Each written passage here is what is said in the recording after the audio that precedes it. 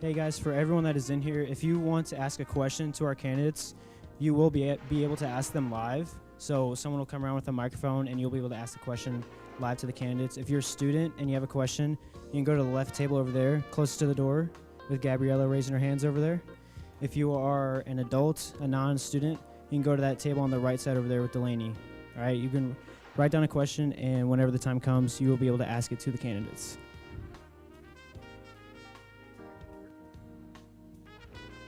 You can do that now and during our event. Thank you.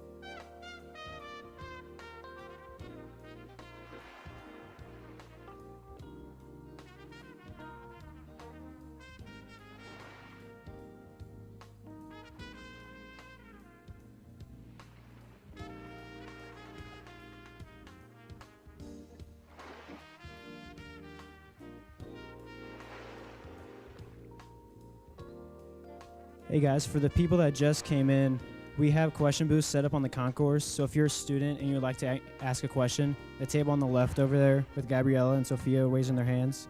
If you have a question, you're a student, you can go to that table. If you're an adult, a non-student, you can go to the table on the right with Delaney over there.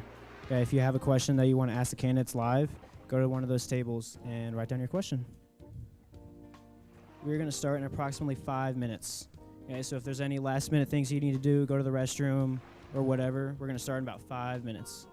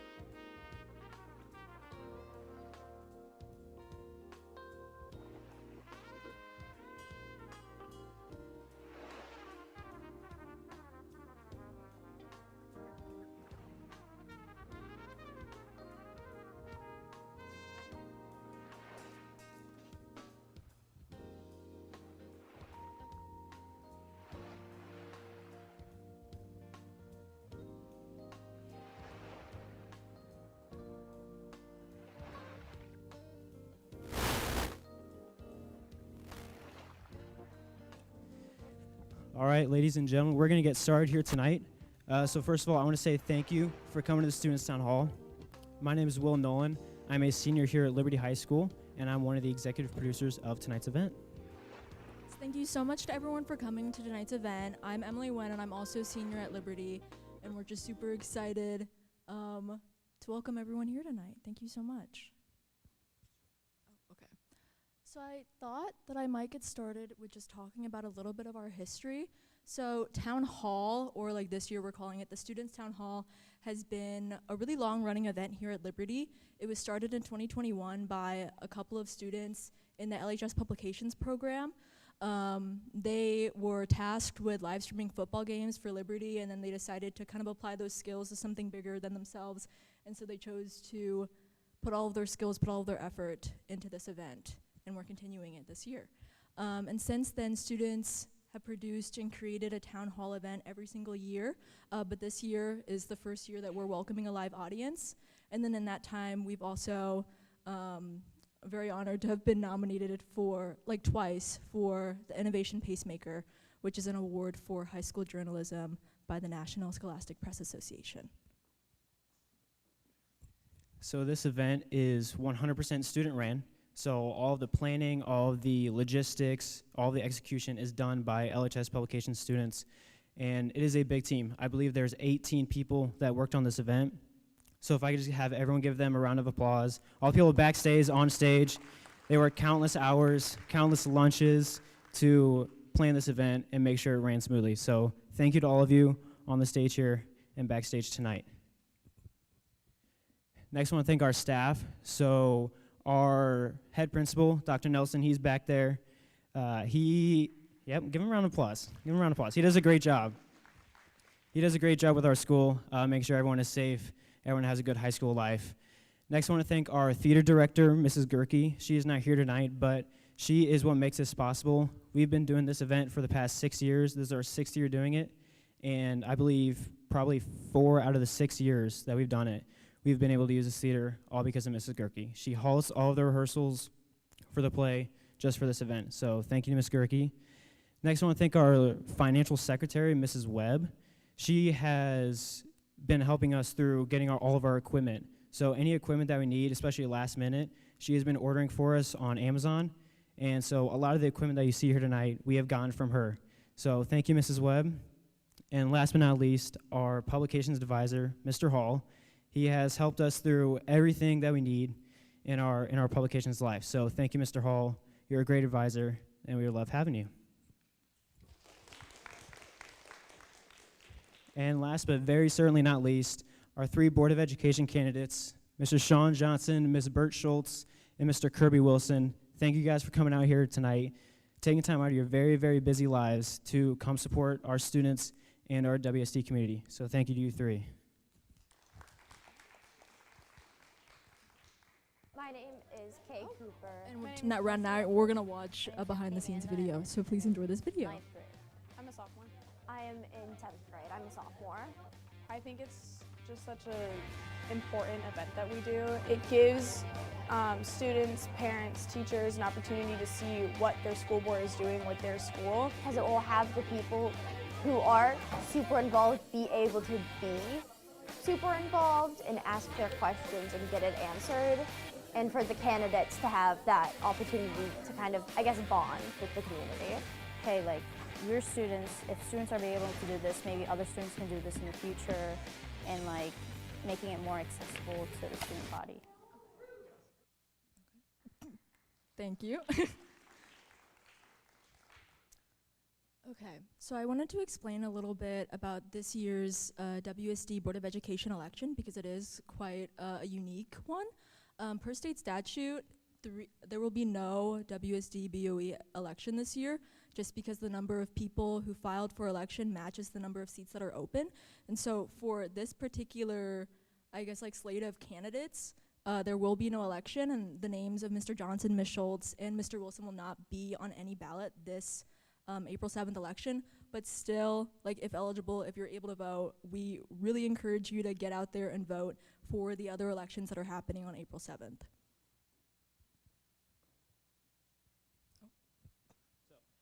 That is all we have from you guys. If you have any questions, like we said, if you're a student, there's a questions table on the table closest to the door with Gabrielle and Sophia. If you're a student and you have a question that you would like to ask live to the candidates, go to that table and they will write it down for you.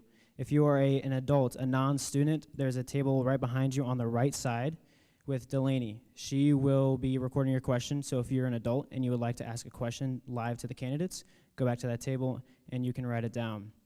These 2 question booths will close after 5 minutes of the intermission, so that'll be half of our intermission. So if you have a question you'd like to ask the candidates, make sure you go there and write your question down before those 5 minutes are up.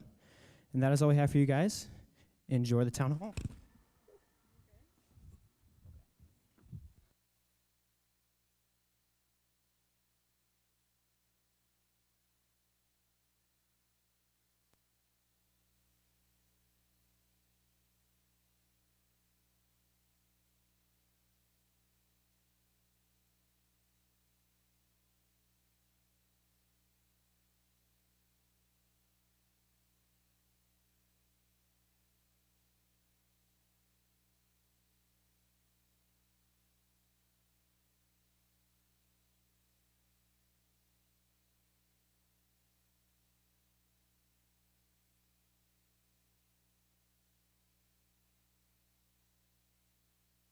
The 2026 Wentzville School Board District of Education Town Hall.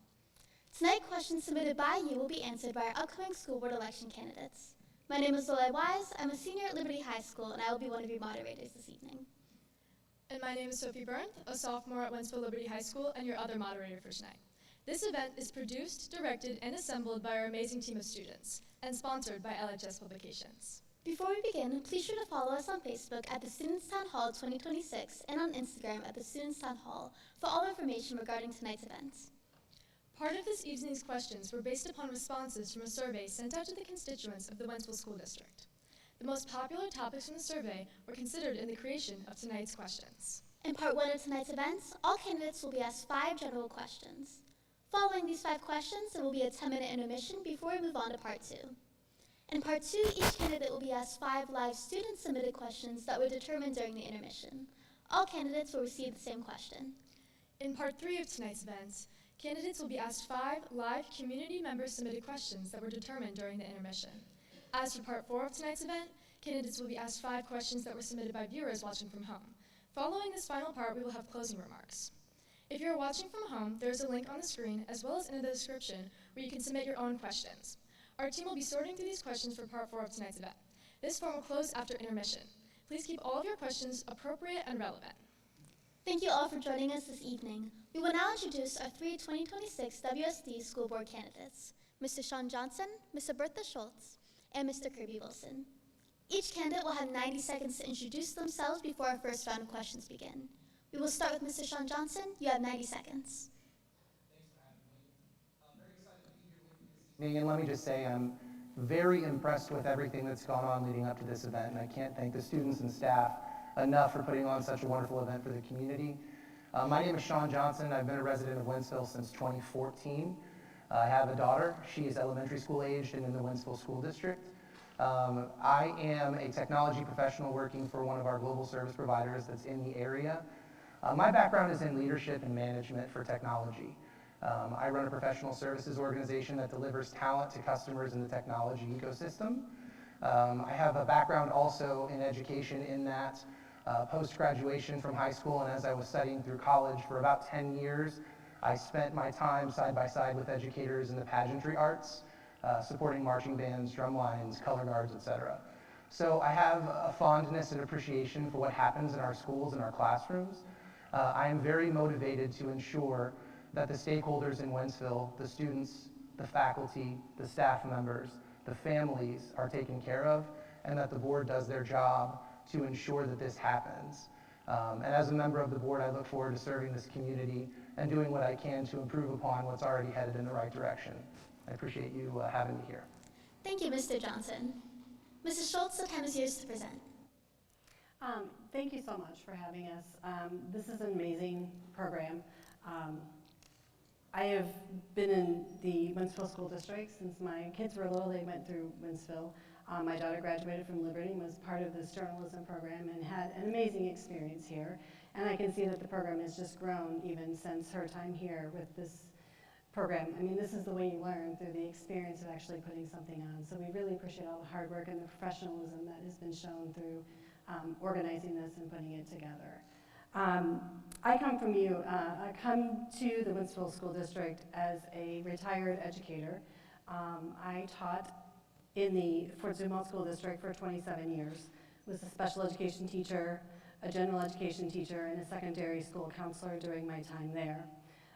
After retirement, I took some time off, but I did miss that feeling of giving back to the community and giving back to schools and being a part of what's going on. And just watching some of the things that were happening to education, I felt it was important to come back and be a part of positive things and having things move in a positive direction and really supporting public education because it's so important to our community. So I look forward to working with the board, working with the community, and working to make Wentzville, or continuing to have Wentzville be one of the best school districts in the area. Thank you, Mrs. Schultz. Mr. Wilson, you may introduce yourself. Thank you. Good evening. Thanks for having me.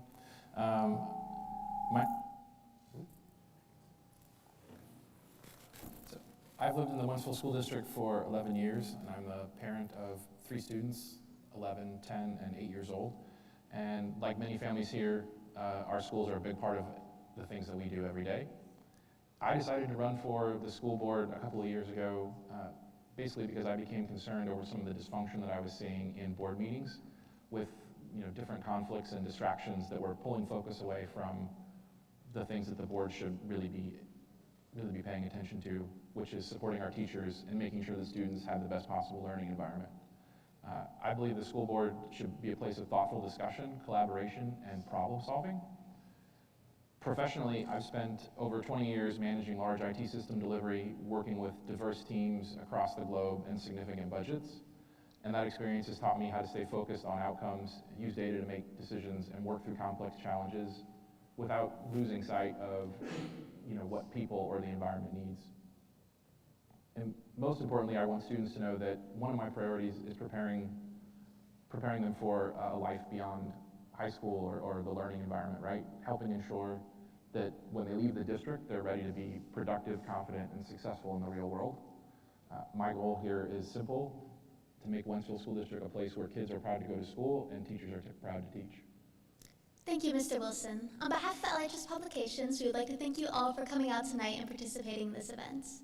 We will now begin the first round of questions. You will each have 60 seconds to answer each question, and a timer will be displayed on the screen. For all rounds of questioning tonight, we will go in predetermined order. We will call on you when it is your turn to speak. Here's your first question. Members of the WSD community have expressed interest in the passing of Prop RT and its impact on the reallocation of funds between arts, clubs, sports, and teacher pay. If Prop RT passes, what are your plans for protecting district funding? We will begin with Mr. Johnson. You have 60 seconds. Question, and I think that this is an important one, especially in our community, given that we are about to go into an election where there is not a school board election, but there are decisions to be made that will impact our schools in big, big ways. Very simply, I am against Prop RT. I do not think that this is going to be good for our school. I don't think it's going to be good for St. Charles County, and I don't think it's the right way to infuse money back into families' pocketbooks. The reason I feel this way is because of exactly what this question is based upon, and that is to say, we will have to make decisions, should this proposition pass, that will eliminate things that are critically important to the education of our young people. We have to work in favor of the right things for the students at the right time. That could be athletics, it could be pageantry, it could be drama, it could be journalism. We also have to take care of the professionals in this district, and this proposition is going to make that very, very hard. So my priority for Prop RT, if it passes, is to ensure that students have access to the things that make them enjoy school, make them enjoy co-curricular activities, and also retain teachers to ensure education is still top-notch, but I am not in favor of Prop RT. Thank you, Mr. Johnson. Mrs. Schultz, you now have the floor. I know it's hard because times are hard, money's tight, and people are looking for ways to infuse money back into their households. Unfortunately, I don't think this is the best way to go. I'm also not in favor of Prop RT. The cost that an individual household is going to save is, to me, minimal based on what the cost could be for the district and really for them as far as property value and things like that. We built a house in Winsville a couple of years ago, and we had a decision to stay within the Winsville School District or build it one street over in a different district, and we chose to stay in Winsville because of the school district, because we felt like property values would maintain because of the district, because of the value that the Winsville School District gives the students. I just don't think that it's worth what the district is going to lose if this passes, because we are going to have to make hard decisions that are going to directly impact students. Thank you, Mrs. Schultz. Mr. Wilson, you may now answer. Like both the candidates up here with me, I also am not in favor of Prop RT. I think this was a short-sighted thing to put on a ballot when you're talking about removing funding not only from school districts, but ambulance districts, fire districts, all of the things that property tax pays for in our community. To put something on a ballot without having an alternate funding source in place or described or even thought about really when it comes to the vast majority of this. As far as the school district goes, we've seen some of the numbers that have come across in the last couple of board meetings around the impact that this would have to the school district, and it's not anything that anybody wants to go through. So we would do and on the board, we would do our best to keep the things that the students need to be engaged, but really to keep them educated as well. Thank you, Mr. Wilson. Candidates, here is your next question. The increased accessibility of artificial intelligence has created a new educational world for educators and students. What are your ideas for how AI could be best used in schools in regards to education, or if at all? We will begin with Mr. Wilson. You have 60 seconds. Okay, so artificial intelligence is a great tool, and it can really help speed the ability that people have to do work. However, it should not take the place of doing work by either students or teachers. One of the things that's important is to do the manual work first so that you can better utilize the capabilities that something like AI will bring to you. It has a place in doing kind of mechanical routine things, but I don't think it should be used to do generative just out of the box for everything that you're using. Thank you, Mr. Wilson. Mr. Johnson, you're up. Yeah, this is a bit of a heavy question. I think there are a lot of people who have concerns with what AI represents and how it's going to work. I work for an organization that is absolutely pro the responsible use of artificial intelligence. That having been said, I'm in agreement with Kirby that we should not replace human hands in the educational field. If I were to make a recommendation or answer this question very directly about how I think AI should be implemented or utilized in academia, I would say that we have a responsibility and onus to ensure that our students understand it, understand what its function is, how it can be used, and what it will be used for in the future to ensure that life beyond the high school setting is set up for success, right? I mean, it's going to be a part of our world, I think, for the future. And so rather than using it to replace people inside of the school buildings, I would say that it's our responsibility as good stewards of technology to make sure that the students are equipped for the future by understanding what its capabilities truly are. Thank you, Mr. Johnson. Mr. Schultz, you have the floor. Thank you. I agree with both these guys. AI being used for a manual task is, efficient. It can be efficient, but we can't use it. We will lose that creativity. We will lose that individuality, that problem solving, and those are the things that students need to learn in school. That they, and really showing them that they have it within them to learn that without relying on AI. I've looked at AI, I've not used it a lot, but I mean, times that I have seen it, it's not always accurate, it's not always right. And to teach students that as we do with everything, looking at something and saying, is this logical, is this right? So if they're using AI, to be able to look at it and analyze it and know this is accurate information, this is something that can be used, or this doesn't make sense. And I think that is kind of going along with what Sean said, is understanding it and knowing its limitations and knowing how it can be used positively, but also looking at the downsides of it. Thank you, Mrs. Schultz. Candidates, here's your third general question. Many nearby schools have had walkouts for various social causes. If this were to happen at a Wentzville school, how would you protect the students' right to free speech and balance other community concerns? We'll begin with Mr. Wilson. You have 60 seconds. Well, I think the students have the right to free speech just as much as the rest of us do. They also have the right to the consequences that comes with that, just like the rest of us do. So, walking out of school, presumably there's missed classes, attendance issues that are going to come from that. As long as it's the student's choice to understand that I have those consequences, I'll have to deal with that, but my choice is to do this. I don't see any reason for them exercising their right to free speech for whatever issue they want to do it for. Thank you, Mr. Wilson. Mrs. Schultz, you're up.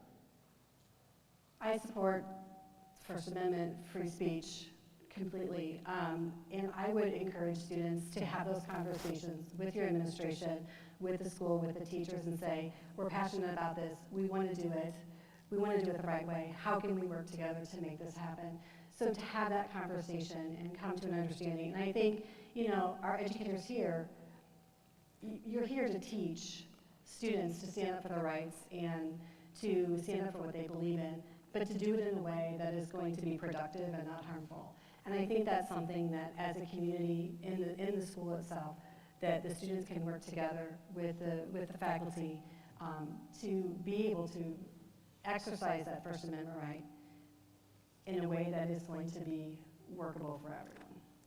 Thank you, Mrs. Schultz. Mr. Johnson, you have the floor. Yeah, this is a really important question. And what it boils down to is, conceptually, a student's voice should not be silenced. I can recall several examples as this has occurred over the last weeks and months, where these situations have prompted many students that I know to have deep conversations with their families that they might not have otherwise had, where they're learning about real-world issues.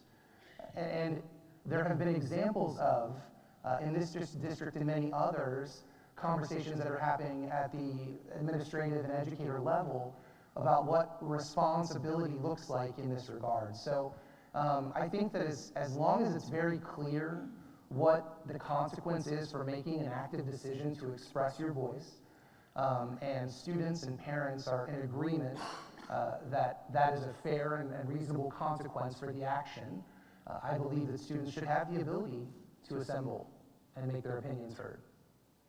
Thank you, Mr. Johnson. Candidates, here's your fourth general question. Bathrooms across the WSD are monitored by teachers and administration for vandalism, drug use, and other inappropriate behaviors.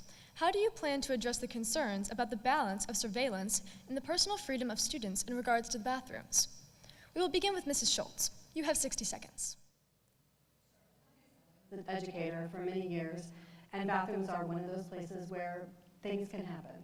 And the reason why they're monitored, usually administrators, teachers are outside the restroom, not inside with the students, but outside where they can hear and observe, kind of through their senses about what's going on, because if a situation occurs, if there is a fight or something that goes on in the restroom, that has to be addressed immediately. Supervision has to happen. I'm not sure what the freedom part, students are there to use the restroom, leave, but really, our job is to make sure everybody in the school is safe. And part of that freedom is to be able to feel comfortable to go into a restroom and feel safe to get your needs met and to leave. So maybe that's kind of what we're talking about there. But that's the purpose of the teachers and things being out there, is to make sure students are safe and comfortable and can get their needs met and move on. Thank you, Mrs. Schultz. Mr. Wilson, you may speak. So I think this isn't too different than any other area of society, right? there are places where bad people will try and do bad things, and those places are a lot of times in places that aren't monitored or aren't surveilled. I'm not really comfortable with the word surveillance here because that implies that there are cameras or something in these areas, and that certainly would not be something that should be done. But a teacher standing outside the restroom, listening, understanding what's going on, just listening for fights or disagreements or activities that shouldn't be taking place in there, I don't necessarily see a big issue with that. Like I said, bad people will find places to do bad things, whether that be drugs or fights or picking on people or bullying or whatever, and having somebody close by just in case something like that does happen sounds like a good idea. Thank you, Mr. Wilson. Mr. Johnson, you have the floor. I'm struggling a little bit to rationalize the question into a thoughtful answer. A couple of things. I am pro the expectation of privacy in a restroom. And unapologetically so. I believe that students, staff, anybody that needs to use a restroom should be able to use a restroom and have an expectation of privacy.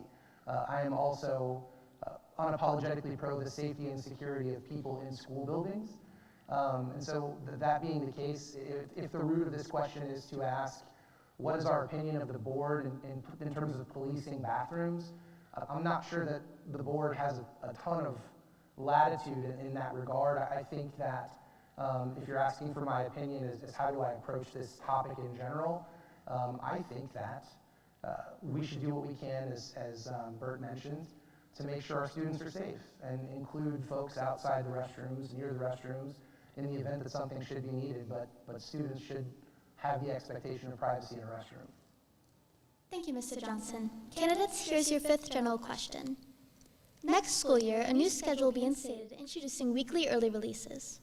In the face of potential complaints or feedback, how will you weigh the value of student voices and monitor feedback for future adjustments to the schedule? We will begin with Mr. Johnson. You have 60 seconds. Yeah, this question really lands squarely on communication. And I think communication is going to be super important as we trial and error new things. We are going to have to be very cognizant that there are going to be opinions that disagree with this. There are going to be opinions that agree with it. And that having been said, when people need to lodge a complaint about something that's not working, in the space that I live in every day from 9 a.m. to 5 p.m., and sometimes much later than that, we listen to the opinions of those who dissent, those who disagree, and we try to understand where the common ground is, because it's not usually this or that, it's somewhere in the middle. So when we need to listen to students, when we need to listen to parents for future adjustments to the schedule, I think we have to ask the hard questions. What's working, what's not working, and why? And then make a decision as a group about how to best move forward in the interest of the students and staff. Thank you, Mr. Johnson. Mr. Wilson, you're up. So I agree with Mr. Johnson. I mean, this is one of the things that I deal with all the time. Different groups having differing opinions, different people having different opinions around something that one group thinks is better than the next. And listening to what everyone has to say, trying to understand and come to common ground on those things is really the key here. Change is difficult for everyone, and there's always going to be pushback on it.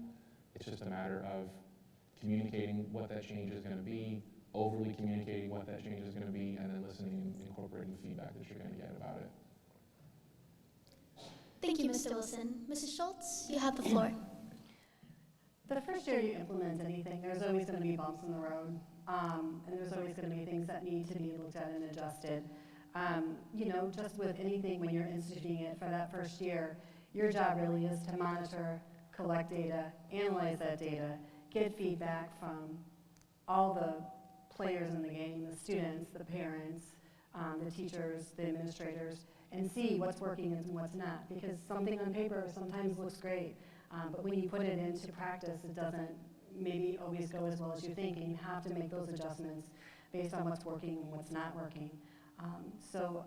In my role, I would want to do that continuing monitoring and looking at that data and saying, is this decision that we made worth what, are we getting a good reward for what we're sacrificing? that would be my thought, is just, it's gonna be a work in progress, and we're gonna keep listening to everybody and seeing what works best for everyone involved. Thank you, Mrs. Schultz. This concludes our final round of general questions. Viewers, before we continue tonight's events, remember to submit your own questions for the candidates at the link at the bottom of your screen in the description. If you're here live, make sure to go back to the tables. If you're a student, you'll be going to the one over there. If you're a parent or an adult, a community member, you'll be going to that table. Questions from the survey will be answered during part 4. Once again, if you'd like to submit a question of your own, the link will be found on the screen and in the description. We will now take a 10-minute intermission.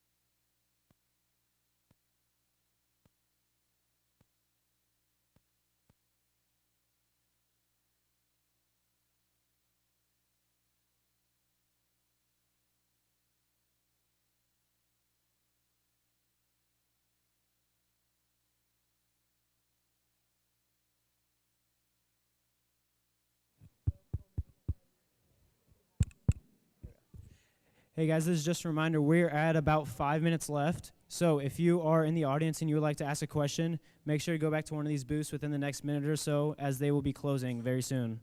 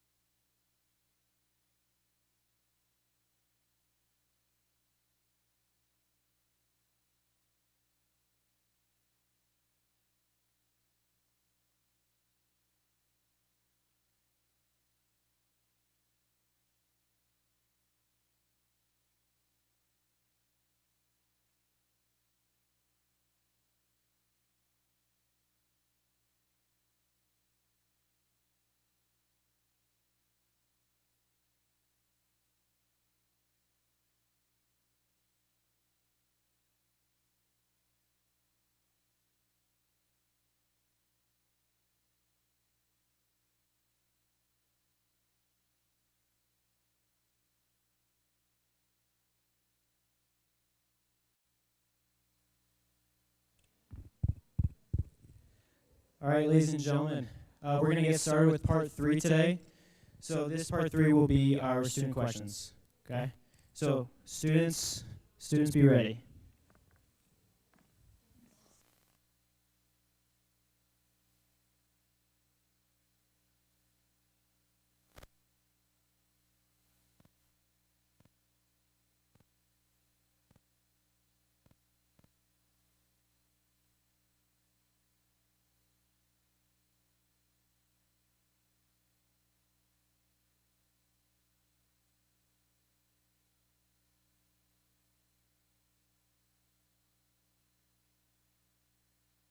Student who asks the question, who will then address the board.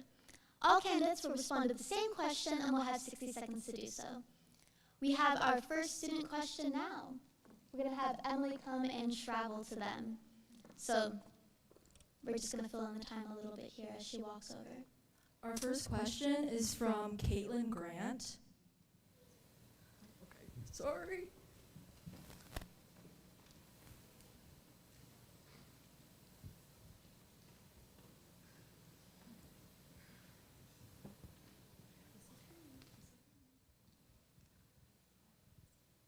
Hi, my name is Caitlin Grant. I'm a sophomore here at Liberty High School. Liberty is currently at full capacity. What do you guys think about redrawing the district boundary lines? Thank you. We will begin with Mr. Wilson. You have 60 seconds. So this is, again, one of the things that we had in the more recent board sessions. They've talked about capacity across the entire district, and one of the things to note there is that while Liberty is at capacity, the rest of the district, or most of the district, is not. There is room throughout the district for all of the students that we have. One of the other things that's going on that I'm sure you're all aware of is they continue to build giant subdivisions that add hundreds of kids to all of the schools. And I think as long as the county and municipalities are going to continue to approve subdivisions like that, we're going to have to be able to work and balance all of the kids between each and every school that we have in order to keep the schools at capacity. And I know nobody wants to move the school that they've been at, or nobody wants to leave friends that they're with, and we would try, or at least I would try, to keep everybody together as much as possible, but there's only so much you can do, and at a certain point, the schools have to be filled too, so. Thank you, Mr. Wilson. Mrs. Schultz, you're up. I would agree that nobody likes to move schools. You know, you buy and you want to go to a particular school. So when we talk about redrawing boundary lines, it's always a very hard issue. It's not something that people want to do. At the same time, you don't want to be sitting in oversized classrooms with so many students, and other schools in the district have half the number that you have in your classrooms, because you do want that quality education, that time with those teachers. In the past, when I've been in districts, because I was in Fort Zumwalt, we did have to redraw boundaries. One of the things that we really looked at is how do we phase that in? How do we start at the elementary level and do it there, as opposed to pulling people apart that have been together for a long time? So we would need to look at those maps and see the best way to do that, but I would really like to focus in on how do we do that early so we're not doing that later in taking people apart. Thank you, Mrs. Schultz. Mr. Johnson, you now have the floor. Thanks, and I appreciate the question, first of all. A lot of really good points have already been made. I think a couple of things I would add. I believe it's quite likely we will redistrict. I believe that it's quite likely that it will happen. I can't say for sure that it will, but I believe it probably will. The Highway N corridor, the Highway Z, Highway N intersection is going to be a big reason why. That having been said, I think Kirby made the point that we have school buildings that have available vacancy. We have to consider that and what that looks like. As far as I'm concerned, as a member of the board, there are a couple of things that I'm going to prioritize when we have this discussion. The first thing is, how do we take care of the deferred maintenance in some of the buildings where we're going to have to move students? Because we don't want students to have what they feel like is a substandard experience to what they've had if they have to move. And the second thing that I would say is, we have to focus on how we can do it elegantly, and what I mean by that is, how do we make sure that we have the least amount of impact on the people that would be impacted the most? seniors, folks that have been together forever, people that really have built bonds and forged relationships with their educators. So as a board member, those would be two of the things that I would focus on in those discussions. But as far as redistricting is concerned, I am of the opinion that we will probably have to. Thank you, Mr. Johnson. We will move on to our second student question. Our next question, sorry, excuse me. Our next question is from Morgan Sanders.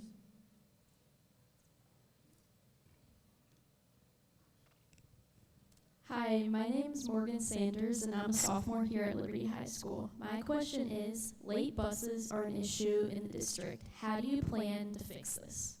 Thank you. We will begin with Mr. Johnson. You have 60 seconds. Yeah, again, I appreciate the question, and one that I think is really important because transport to school is what gets you here on time or not, and how intrusive to a student's day to get here late and try to figure out how to catch up. There are a couple of things that I would say. The first is that we have to look at what the root cause of the problem is. I don't think that it is a systems problem. I don't think that it is materially a problem of the buses. I think that there, like in other areas of academia, are shortages in staffing that have created some of the problems that we experience in our district. We have to prioritize retention. And that means that we solve a problem that is not just limited to buses, but as a matter of opinion, it solves a problem that's much bigger than that. So if we focus on retaining, we've done a great job in this district of bringing in new bus drivers and trying to correct this problem. Superintendent Bishop, the current board, they've worked very hard on this issue. I think we continue to do that in the coming years. And we do that by retaining bus drivers because attracting new ones is not enough if you constantly have a churn of people that are walking out the door. So I think from my perspective, the first thing we must do is take great care of our bus driving professionals to ensure that they are here to take care of our students. Thank you, Mr. Johnson. Mr. Wilson, you're up. Well, thank you for the question. As a parent that has to put children on the bus every day, I definitely understand the frustration with late buses because when they're late getting to the house, it makes me late for work. It makes me late, the whole rest of my day is also late, just like theirs is. I would echo what Mr. Johnson said, though, and that we have to understand the root cause of why they are late. Personally, I don't understand right now. I'm sure someone has information or reports on what's going on, but understanding what that is definitely going to be part of the challenge there. I can certainly also understand that familiarity with the bus routes, familiarity with the area, familiarity with the people is also one of the things that could lead to late buses, and retention of any good employee is something that we would want to do. Thank you, Mr. Wilson. Mrs. Schultz, you have the floor. Yeah, I'll have to echo what these guys are saying too. Having experience in education, late buses are a problem for everybody. The teachers don't like it, the administration doesn't like it, students feel rushed. It's not a great way to start your day. Looking at what the cause of the problem is, retention I think is part of that. What I saw when I was in the school was when we had a sub, they don't know the kids, they don't know the routes as well. It takes them longer. So really making sure that we're taking care of our bus drivers and that we're having that consistent person who is picking up your child every day and getting them to school is a huge priority. But we also have to look too at, the traffic where we talked about, the redistricting. Part of that too is just that traffic that we're seeing on Highway N, and the buses are stuck in traffic, there's an accident, and we're sitting there and being late for class. So we do have to look at the whys, and then how do we fix those whys? My initial thought, having that, again, we're new to the board, so we're new to some of these problems, but I know that bus driver retention is probably a big part of that we would want to look at. Thank you, Mrs. Schultz. We'll move on to our third student question. Our next question is from Xander Skopinski.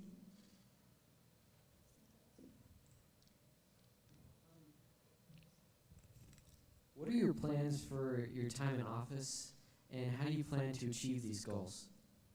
Thank you. We will begin with Mrs. Schultz. You now have 60 seconds. I come into this, wanting really to look at what the public is looking for in the school district. I'm a big supporter of education. I want to support the school district, but I also want to listen to what the students are concerned about, what parents are concerned about, and really work together with the community to look at their priorities and see how we can work together to make Wentzville even better than it's been. I'm not coming in with a set agenda other than supporting public schools, supporting students, being an experienced and logical and problem-solving voice in the room, listening to the sides and seeing where we can find compromises and seeing what the solution is that is the best thing for the students' education, because that's what we're here for. We're here to educate students and to get them ready for whatever they're going to do next, and to get them to understand that they have the power and to do whatever they want to do.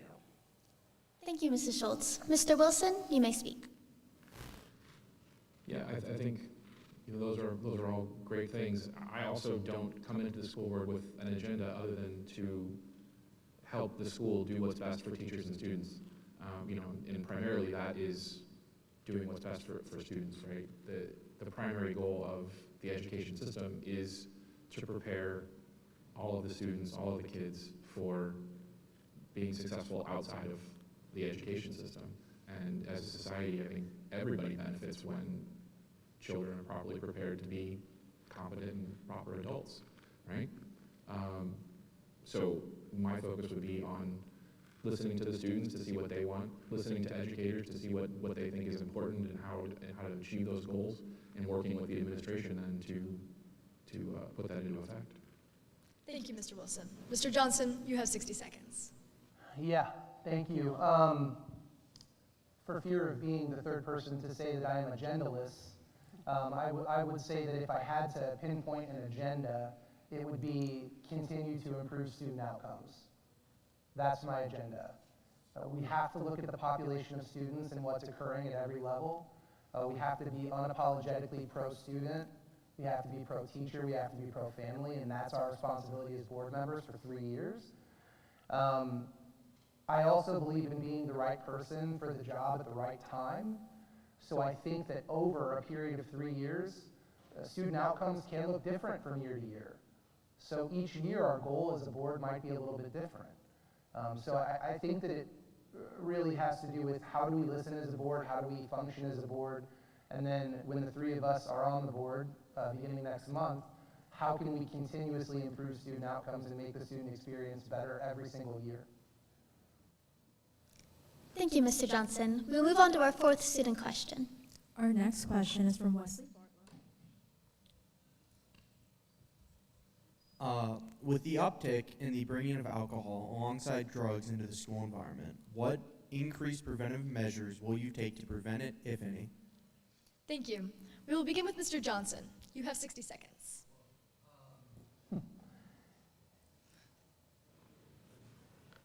I think that there is an appropriate time in every discussion, including and especially this one, where I don't know is appropriate.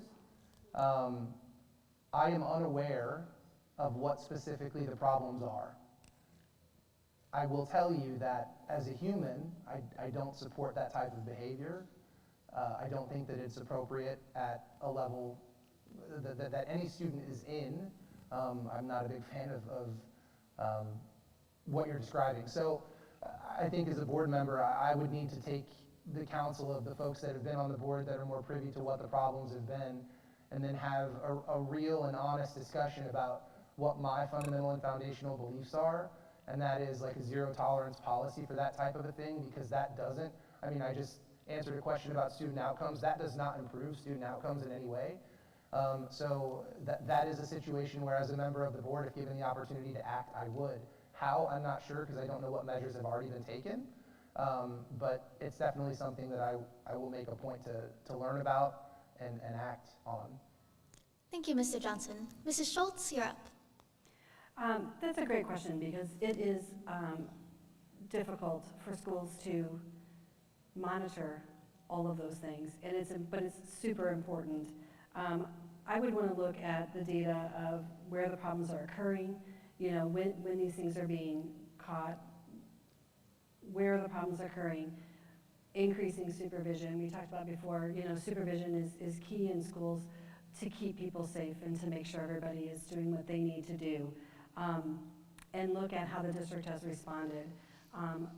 And you know, coming from the secondary counseling background too, as to what's causing a student at this age to bring something like that into school, and why are they using it at school, and looking at what supports maybe does that student need that they're not getting, and why they're going to that alcohol or drugs, like what's going on with them, because students who are using that sometimes have other things going on that we really need to address the cause of the problem instead of just the symptom of getting the alcohol or the drugs out of the hands of what's causing that to come in. And I think that's an important piece that we need to look at. Thank you, Mrs. Schultz. Mr. Wilson, you have the floor. Yeah, I would echo a lot of what they've said. It's also not something that I've had a vast experience with at this point. You know, although unfortunately, I think it's coming sooner than I would like for my kids. But to echo what Mr. Johnson said, you know, it doesn't help the learning environment, right? And being that that's what the schools and the school district is for, it really doesn't have a place here. That being said, a lot of times if people are using those types of things and doing that type of thing, especially in school and not someplace where they feel more safe and comfortable, there's something else going on in their life. They feel, you know, let down or depressed in some other way. And I think that's where the school could come in with some type of resources to try and understand what those issues are and try and help them with that. Thank you, Mr. Wilson. We will now move on to our fifth and final student question. Our final question is from Owen Francis. Hi, my name is Owen Francis and I'm a sophomore here at Liberty. In the event of Prop RT passing, what area of the schools will you prioritize, and what areas will mostly be affected by it? Thank you, Owen. We will begin with Mr. Wilson. You have 60 seconds. That's a great question. I think the thing that we'd have to do first is try and prioritize the educational outcomes of the students. That being said, I really don't have a full understanding yet of where all of the money and how it's all spent in the school would come from or go to. I think the administration, the administrators that are currently running the district would probably have a better understanding and a better breakdown of where those things are, and also the various levers that we could pull. I think the things that we would want to prioritize is education for the students and keeping the students engaged, if that means through sports or other programs that they like to do. But I would look for the administration to kind of make those suggestions. Thank you, Mr. Wilson. Mr. Johnson, you're up. The topic of Prop RT is a very difficult one, and I appreciate the question because having this discussion in advance of the election is very important to me, to my family, and should be important to every family. Prioritization is going to come from, I think, as Kirby said, the recommendation of the administration. Now, that having been said, ideology comes from those of us who are making creative recommendations at the board level too. We have to prioritize teachers. It's 80-something% of all of the inbound money in Wentzville is spent on teachers, staff, salaries, benefits. So in order for the educational experience to not be impacted tremendously, we have to prioritize that. And then the thing that would be very important to me is the avoidance of disenfranchisement of students from any activities that they're attached to. Now, what exactly that looks like, I can't say. We don't know yet how that gets prioritized, but just know that as far as my voice on the board is concerned, educational experience is the first thing we must prioritize, and it starts with the teachers and staff members in our schools. The next thing is how are students plugged into those schools, what makes them happy, what keeps them engaged, and really what enriches their lives daily. Those are the things that I would prioritize. Thank you, Mr. Johnson. Mrs. Schultz, you now have the floor. If Prop RT passes, it is going to be difficult for the district because we are going to lose funding. And funding goes to different things. It goes to improving those buildings like we talked about. It goes to, extracurricular activities, teacher salaries, smaller class sizes, and it's going to really depend on the impact of how much that's going to take out of the budget as to what we have to look at. My thought would be, there are things that have to be done. Some of that is by state law. Certain things in the state is a law that there are certain things you have to do in the school and provide in the school. So those are things that can't be cut. So we'd have to look at things that can be. And I don't know what all those things are right now in the municipal district. But there are cuts that we don't want to make because, even small clubs that might look good to cut on paper because it's money and there's not a lot of students participating, that may be the only way that student's plugged in to school. That may be the only reason they're coming. So some really hard discussions are going to have to be made, and we're going to have to talk to the community and talk to students and talk to teachers and say, what are your suggestions? What are the priorities? What are things that have to stay? It's not something we want to do. Thank you, Mrs. Schultz. Our next section focuses on non-student community members and our live audience who submitted questions. There will be 3 of these. Once again, a student staff member in the audience will help community members address the board. We will move on to our first community member question. Our next question is from a Mr. Griswold. If you could stand up, please, if you're in the audience. Okay. Our other question is from a Michelle Holterfield.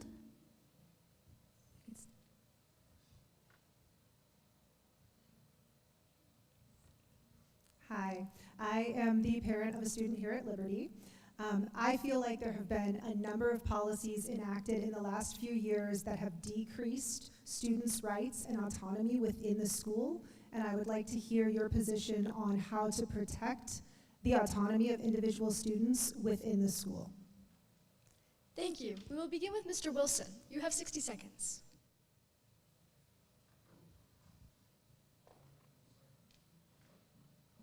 Saying I'm not overly familiar with the things that have happened at the high school in the past couple of years. I do think it's important for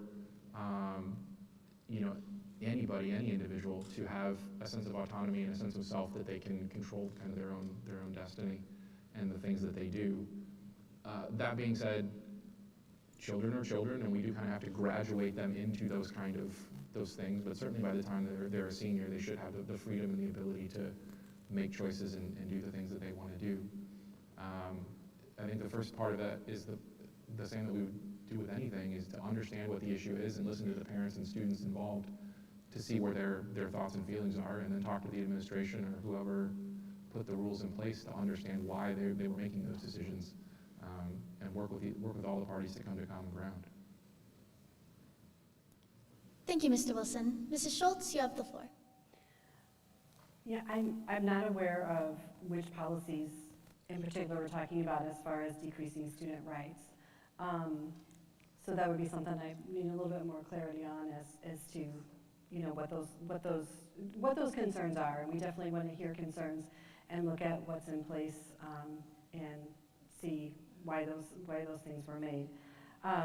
We definitely want students to feel comfortable and have their rights in schools as they would anywhere.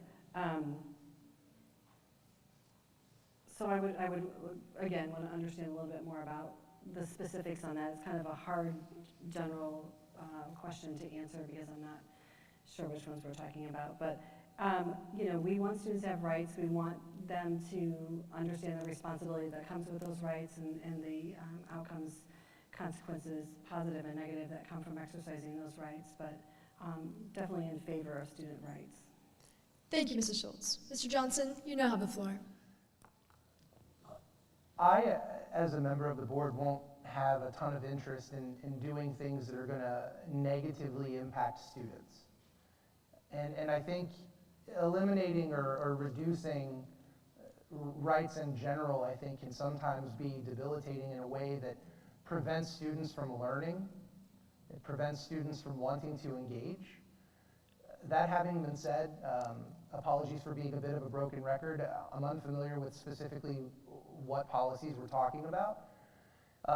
But I think as a different way of answering the question from my perspective, it would mean the world to me as a member of the board to be able to have time and make the time to engage with community members who are willing to ask the hard questions, to be able to share those experiences with me, with us, to be able to solve those problems together.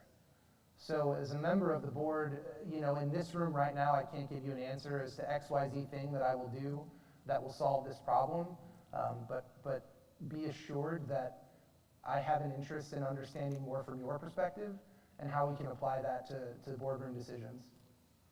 Thank you, Mr. Johnson. We'll move on to our final community member question. Our next question is from Jess Towns.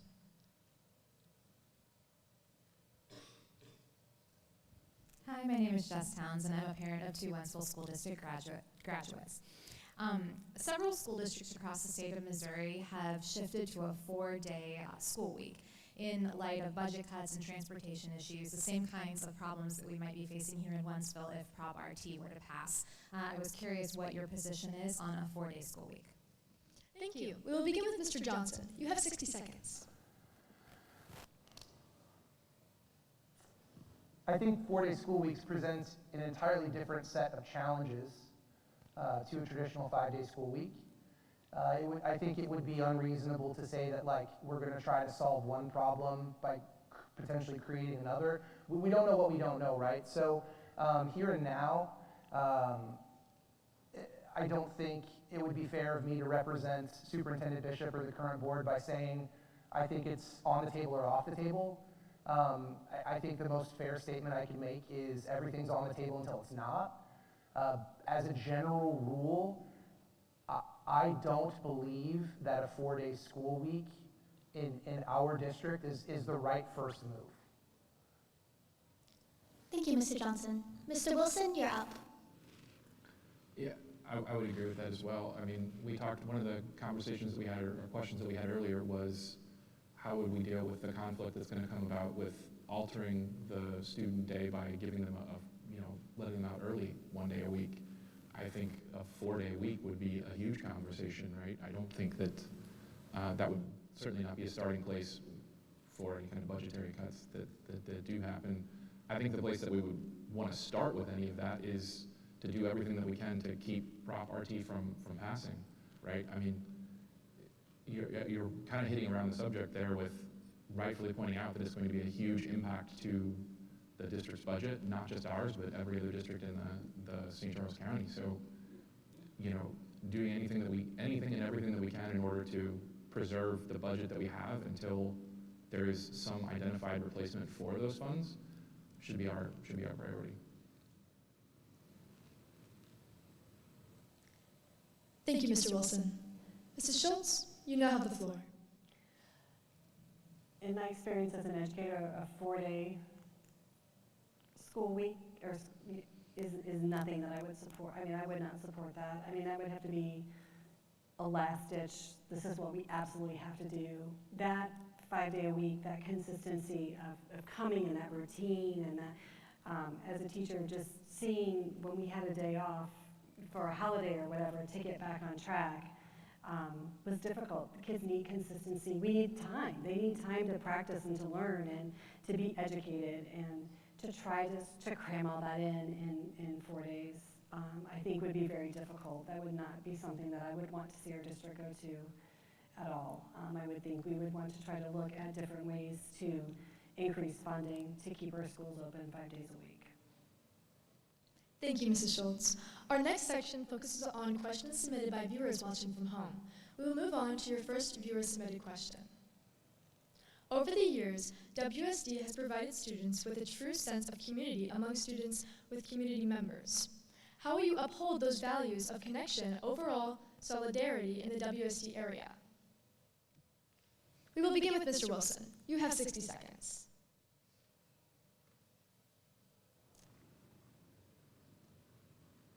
Sorry. Yeah, because the question that you asked is not what it says. The question is on the board. Okay. Over the years, WSD has provided students with a true sense of community among students and with community members. How will you uphold those values and connection and overall solidarity in the WSD area?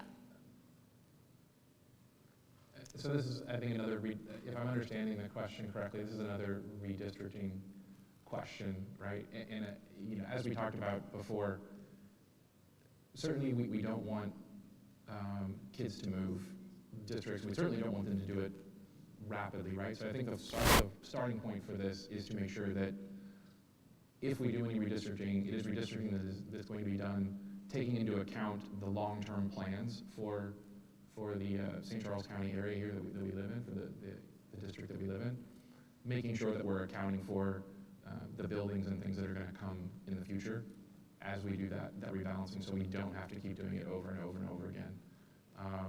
Limiting the amount of times that we have to do it certainly is going to help foster that sense of community. As Ms. Schultz said earlier too, trying to keep those students together that started together as we do it, so it's more of an intelligent redistricting and more of a softer situation versus just a hard cut on the beginning of a school year, I think is an idea that has a lot of merit and something that we should look into. Thank you, Mr. Wilson. If it's okay with the student staff, are we able to read the questions that are on the board so it matches it for the candidates, or do you want us to read it? Okay, wonderful. So Mrs. Schultz, you're up. Go ahead. Yeah, as we discussed before with the boundary changes, those are always so very difficult, and we do want to, kind of like we said before, we don't want to solve a problem and then create another problem, or create several problems with the struggle of kids losing their communities, losing their teachers, losing the people that they've had connection with. And that's where the idea of trying to phase that in at a younger age, so moving forward. But then allowing, if we're redistricting and there is a student, because sometimes we do have students that do want to move schools, they want a fresh start, allowing them, if their boundary changed, to have that fresh start. So I think we have to look at it on some of those bases as well, and allow some of that to happen. Thank you, Mrs. Schultz. Mr. Johnson, you now have the floor. I appreciate the question. The district is committed to, and this has been a message that's been shared in several board meetings, really understanding population density and how these decisions are going to impact things up to and including traffic patterns and the safety of student drivers.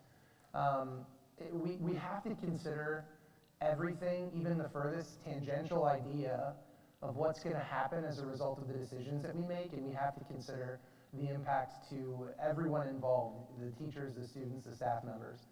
The most efficient way to move forward with boundary changes is to really understand what's to come.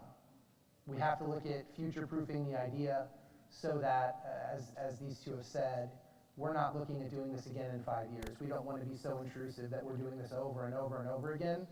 And God willing, the Wentzville School District will continue to flourish and grow, and our community will get bigger and bigger and bigger. So we need to look to the future to guide our decisions for what we're going to do around redistricting. Thank you, Mr. Johnson. We move on to our second student question. In what ways will you weigh the value of student voices with the need to move forward policy efficiently as a school district? And we will begin with Mr. Johnson. You have 60 seconds. Yeah, again, I appreciate the question, and hopefully you can tell by my answers to some of previous questions that I'm a very motivated person as it relates to student enablement. That having been said, I think there's a level of appropriateness that comes along with this, and I think that this graduates from level to level as students get more responsibility with age. There are more things that they have to be aware of in terms of what decisions they make and then potentially what the impact of those decisions are. So when weighing the voice of the student experience is always going to be something that I consider. I will have a barometer for appropriateness of requests or feedback just to make sure that education is never impacted. But I will never silence the voice of the student in terms of what we're able to accomplish as a board and as a district. Thank you, Mr. Johnson. Mr. Wilson, you're up. Yeah, I also agree that the students definitely have a voice in the way that the district is run. Currently, there is a student or a public comment period at the beginning of the board meetings. I would encourage students, if they feel passionately about an issue, to come and have a statement there. Obviously, they can get a hold of make their voice heard through email and other ways as well. You know, take advantage of the things that they have to do in order to make their voice heard. And I'm certainly willing to listen to all good ideas and how things work together, and work with them and the administration and the teachers to understand the best way to move forward with something. Thank you, Mr. Wilson. Mrs. Schultz, you now have the floor. I think that student voices are very valuable for us because this is their experience. This is their learning environment. This is where we want them to come. We want them to be learning and to be comfortable at their school. I think with that, you know, communication is the key piece, is to have time to sit down and listen to and understand why they feel the way they do about the policy, but then also have that discussion of them listening to why somebody may have a different opinion about why that policy needs to be in place or why that policy is coming to be. I think these are great learning opportunities for everyone involved, for the adults. We're going to learn from the students about what their experience is like.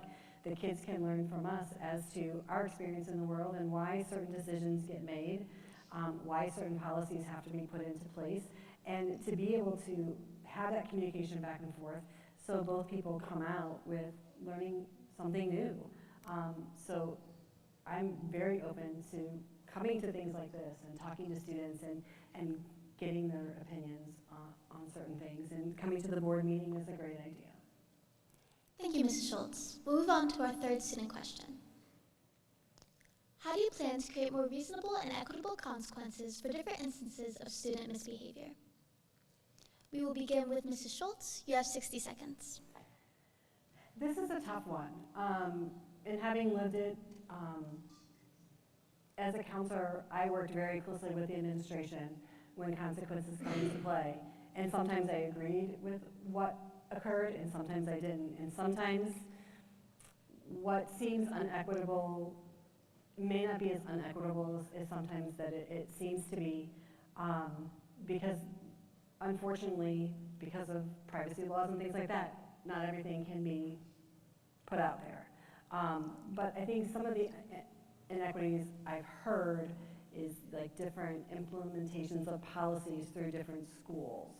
That is something that, yes, we have a little bit more control of looking at and saying, and talking with our administrators and saying, this is the policy in place and this is what is expected to be adhered to in the schools. But on individual student discipline, sometimes that's difficult because there are things that we don't know that factored into that decision that was made. Thank you, Mrs. Schultz. Mr. Johnson, you now have the floor. In my opinion, inequity, I think, is really related to a student's perception of what's going on. And the trouble that I have with this concept or this question is not that there shouldn't be different levels of disciplinary action for different misbehavior. I think that what we have to look at is there inconsistency in the way that the rules are applied?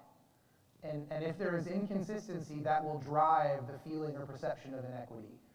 So what I would say is, in my opinion, looking at different levels of student misbehavior, misconduct, things that might drive disciplinary action, if there is an opportunity to poke holes in it because it has been inconsistently applied, then it will feel very difficult for that student or that family to accept the punishment, if you will. So I guess in short, I do believe that there is a level of tolerance for certain levels of discipline based on the action, but I would say that it is the responsibility of the administration who is enforcing the policy to ensure that there is consistent application of it to make sure that there isn't perceived inequity. Thank you, Mr. Johnson. Mr. Wilson, you're up.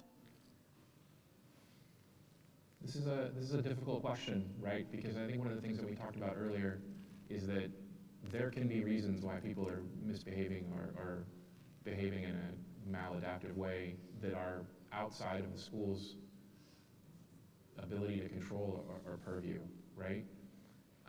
At the same time, we can't allow that misbehavior to disrupt the learning environment for everyone else and the other students in the school. So it's difficult in that way.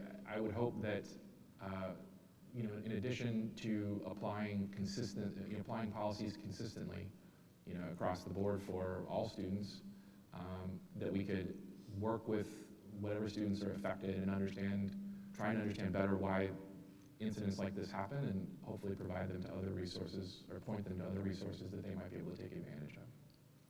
Thank you, Mr. Wilson. We'll move on to our fourth submitted online question. How do you plan to balance the academic well-being of students with support for their mental health and emotional health? We will begin with Mr. Johnson. You have 60 seconds. Whoever asked this question, I'm so thankful that you asked this question, because this is such an important topic to discuss and concept to consider. The world around us is tough, and I can't imagine, my daughter is 6, and I can't imagine what it's going to be like when she's high school age. And so I believe that we as a district and as a group of educators, of board members, of parents, have to consider the emotional well-being of our children and how they are able to be social, or how they choose to be social in the environments that we're in. We must prioritize academics and learning. That's our job. However, part of readiness in terms of how we get our children ready for the future is to prepare them for that future and ensure that they understand emotionally and socially how they will behave and how they will interact. So I think it's a balance. I think that education will take priority always, but being aware of the social and emotional aspect is something that we cannot ignore. Thank you, Mr. Johnson. Mrs. Schultz, you're up. Seeing this from, a school counseling perspective, when students don't feel safe, they don't feel emotionally ready for school, that academic is very hard to access because they're not ready. They're not in a space where they can learn. So I feel like it has always been, and the teachers do an amazing job at this, administrators, even staff members in the school, to make school a welcoming, safe place for students. So when they are there, their mental and emotional health is being served, where they feel like that, and then they can be ready to access learning. So I think it is very important. Kids have to feel like they're in a place where they can learn and that people are there for them. So really focusing in on how are we supporting our students, how are we making them feel welcome, how are we making them feel safe, how are we making them feel like they're okay to be exactly who they are, and that we're going to meet them where they're at and move them forward. Thank you, Mrs. Schultz. Mr. Wilson, you now have the floor. Yeah, it's a good question, and a tough one for everyone involved in the situation. I think as we've all kind of set up here, academics need to be first and should be the primary focus of the school. That being said, if a student feels safe and comfortable and well in the school, their academics are going to do much better. So there's got to be a balance there between not only teaching them how to do the normal academic things, but also teaching them and working with them to understand what makes them feel not comfortable, not safe, not well, and working with them to try and eliminate that or give them tools to work through that on their own. Thank you, Mr. Wilson. We'll move on to our fifth and final online question. What are your ideas for improving the physical, mental, and educational well-being of students attending Holt High School who are facing the consequences of poor maintenance of an aging building? We will begin with Mr. Wilson. You have 60 seconds. Fix the building. So that was one of the things that we talked about the last time in the last board meeting, is the deferred maintenance at Holt High School. It needs to be fixed. So I would be in favor of doing any and all things that we can do to make Holt a safe and welcoming environment for all the students that go there. This leads back into the redistricting conversation, right? If we're going to redistrict with kids, Holt is going to have to, the capacity at Holt is going to have to increase, and it's going to be an easier time for kids that are moving from a high school like Liberty or Timberland or North Point to go to a school that is nicer and more well-maintained than it is to go to something that's not. Thank you, Mr. Wilson. Mr. Johnson, you now have the floor. I think we would do well to really get the students' perspective on what areas need the most attention and the most tender love and care. Holt is an interesting discussion. Kirby said that at the last work session there was a discussion about deferred maintenance, and Holt is in big red letters on that list. I'm of the opinion that if we're able to listen to the students to understand areas that need to be addressed and in what order, and take that into account when we're making decisions about how to budget for some of these capital investments, it becomes a better place for those students to learn because they have skin in the game. They feel like they've given you an opinion and have been heard. So I love the mic drop answer, fix the building. I 100% agree.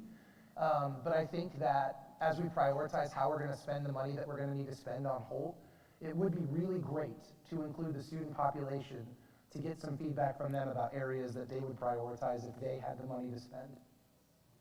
Thank you, Mr. Johnson. Mrs. Schultz, you now have the floor. I think it's important for us to communicate out to students at Holt High School that we see you, we hear you, we understand that it's a priority, and the district has not been able to spend money on that due to having to build schools for the increase in population to be able to address that. So we weren't putting a ton of kids in that school that also could not handle that many students. Now that we're to that point where we can look at taking money, Holt is definitely on the top of that priority list of things need to get done to make Holt equitable to the other schools as far as technology and things like that. So biggest thing that I need to say is that yes, we hear you, and with budget looking like things are going to get cut, that makes it difficult to be able to do everything we want to do. We want to do everything for them. We want them to have everything that they need, and at the same time, we have to have enough capital to do that. Thank you, candidates. We will now have Mr. Johnson, Ms. Bertha Schultz, and Mr. Kirby Wilson make their closing remarks. Each candidate will have 90 seconds to speak before we conclude tonight's event. We will start with Mr. Johnson. You have 90 seconds. Well, goodness, I'm very thankful for the time that we've had together. I'm thankful for this event. The students that have been involved in this, the faculty, the staff, the folks that have mentored these students are incredible. This is unlike anything I would have ever imagined it being in such a positive way. I'm proud to be a part of the Wentzville School District tonight and always. I do wish that I could ask for your vote in April. Given that there is no election, I'm very thankful that you all are so invested in the community that you spent time with us tonight. I've had the privilege of spending time with countless parent-teacher organizations over the last 3 or 4 weeks, and I'm telling you, the Wentzville community is on fire for education, and I'm very excited about our future. I would say, if there's one thing that I can close with, please educate yourself on the ballot items that you'll be voting on in April. We've had a lot of conversations tonight about Prop RT. It's a big deal. We all need reinvestment in our families in terms of lowering taxes. I feel that 100%. But make sure you really understand the implications and consequences of a proposition like Prop RT, whether or not it's constitutional, how it applies to our district and our county, and as you go to the polls to make an informed decision, make sure you really understand what's at stake for our students in the Wentzville district. But in closing, I'm just so grateful to all of you and all of these students. It's been a wonderful experience, and I'm very thankful. Thank you, Mr. Johnson. Mrs. Schultz, the time is yours to present. I do also want to thank everybody for coming out. This has been a great experience to be able to start putting out to the community that we're here, and we want to have that connection with you. We want to build community. We want to listen. We want to problem solve together, and I think this is a great first step in doing this. And I think it speaks a lot that we're all here. We're all here, we're all ready, we're all engaged. We all came tonight to be able to participate in this and to show our dedication that we're doing this for the right reasons. We're doing this because we want to make the school even better than it already is, and to continue to support public education. I would just ask, you know, when you're looking at supporting public education, talk to your friends, talk to your families, talk to people out there about the importance of supporting public education and the importance of going to the election and voting for the propositions and for the state and local legislators that support public education. Because when we vote in government officials that aren't supporting public education, that's making it harder for us to do the things that we want to do in Wentzville to maintain the quality of education that kids are getting here and maintain our property values, maintaining this as a district that people want to move to because they want their students to go to the schools with these excellent teachers and educators that are here. Thank you, Mr. Schultz. Mr. Wilson, you may make your remarks. I'd like to start by thanking, you know, the students that put this on and everybody that came out to ask questions and participate in the community tonight.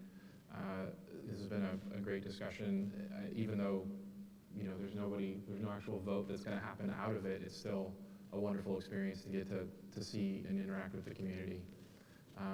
You know, we talked about a lot of stuff here today. We talked about Prop RT quite a bit, redistricting, and student well-being. And that's important for me to understand some of the things that are on the minds of the community as we, you know, begin this journey as a board member. At the end of the day, though, one of the reasons why I got into this is that none of those things get better or get handled if we're on a board that's distracted or divided and not focused on those things. You know, we don't need noise on the board. We need to be able to sit down and focus and do the type of work that we have. So,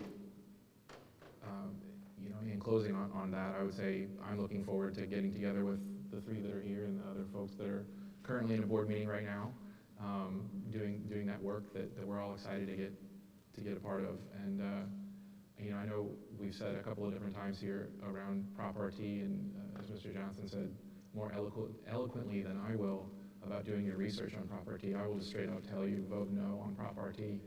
There's no reason to vote for this unless there's some kind of planning in place to replace the funding for the school district. Thank you, Mr. Wilson. That concludes tonight's town hall. We would like to thank our candidates for their time and our viewers both at home and in person for joining us tonight. A special thanks to our student team who volunteered their time to make this event possible. Each candidate's bios and email addresses can be found on the WSD website under Our District on the Board of Education page. We encourage you to read about each candidate's submitted bios to learn more about all three candidates. Be sure to follow us on Facebook at the Students Town Hall 2026 and on Instagram at the Students Town Hall for all information regarding this program, including the recording of tonight's events. And while we've gotten to know our wonderful candidates this evening, please make sure that you do inform yourself on the issues on the ballot in April. Thank you for joining us, and good night.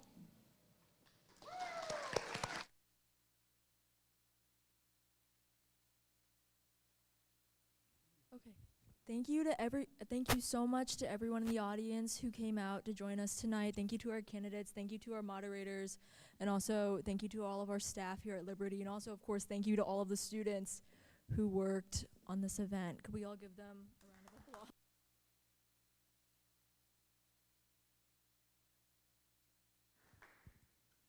So that's all we have for you guys tonight. Thank you for coming out. Like Emily said, thank you to our Board of Education candidates for taking time out of your guys' lives to come here for us tonight. And we wish you guys good luck this next school year at the Board of Education. Thank you guys. Have a good night. Get home safe.